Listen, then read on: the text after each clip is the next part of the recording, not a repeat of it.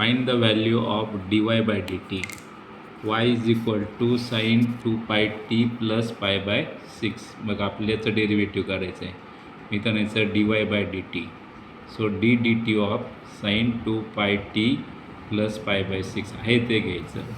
मग आपल्याला माहिती आहे की साईन आणि पूर्ण याला आपण एक्स कन्सिडर करायचा. मग साईन एक्सचं डेरिव्हेटिव्ह काय असतं कॉस एक्स. म्हणून बघा साईन एक्सचं डेरिव्हेटिव्ह कॉस एक्स म्हणून cos 2 pi t plus pi by 6 आणि प्लस पुढे काय घ्यायचं डी डी टी ऑफ हा पूर्ण bracket 2 pi t plus pi by 6. आता पहिलं bracket as it is cos 2 pi t plus pi by 6. आता बघा 2 पाय टी याच्यामध्ये 2 आणि पाय हा कॉन्स्टंट आहे म्हणून 2 पाय बाहेर घेतला. मग आता डी डी टी ऑफ कोणाचं टी. हां आता काय म्हणणार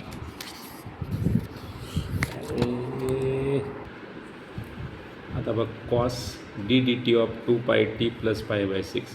यामध्ये 2 पाय हा कॉन्स्टंट आहे म्हणून derivative of t with respect to t आणि plus d d t of pi by 6. आता first bracket as it is 2 pi derivative of t with respect to t हा येणार 1 आणि पाय बाय 6 हा कॉन्स्टंट आहे. कॉन्स्टंटचं डेरिव्हेटिव्ह असतं 0. सो 2 पाय इंटू 1 2 पाय म्हणून इथं काय येणार 2 पाय cos 2 pi t plus pi by 6. हे झालं पहिलेच उत्तर.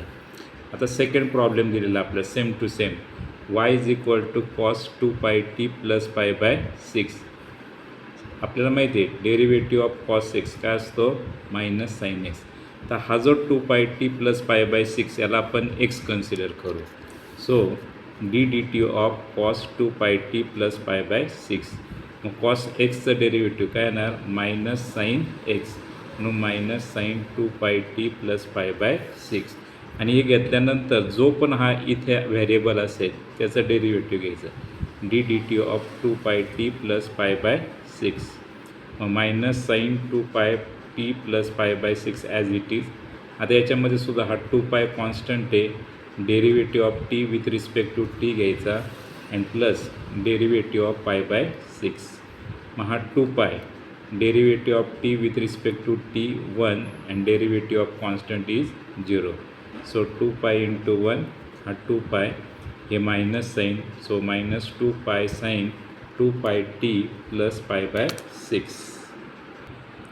पुढचा प्रॉब्लेम दिलेला आपल्याला y equal to a sine a x plus b find d y by d x. मग बघा इथं d y by d x is equal to d d x of a sine a x plus b. आता याच्यामध्ये a हा constant आहे value change होत नाही म्हणून हा आउटसाईड घ्यायचा into derivative of sine a x plus b. तर हा जो ए एक्स प्लस बी आहे समजा याला जर आपण एक्स कन्सिडर केलं तर साईन एक्सचं डेरिव्हेटिव्ह काय येतं कॉस एक्स म्हणून हा ए कॉस एक्स म्हणून काय घेतला आपण ए एक्स प्लस बी आणि into derivative of a x plus b. नंतर पहिला ब्रॅकेट हा ॲज इट इज येणार. आता याचं डेरिव्हेटिव्ह आता याच्यामध्ये सुद्धा ए हा काय झाला कॉन्स्टंट मग इथं म्हणून याला किंवा याचं आपण ॲडिंग रूल वापरूया.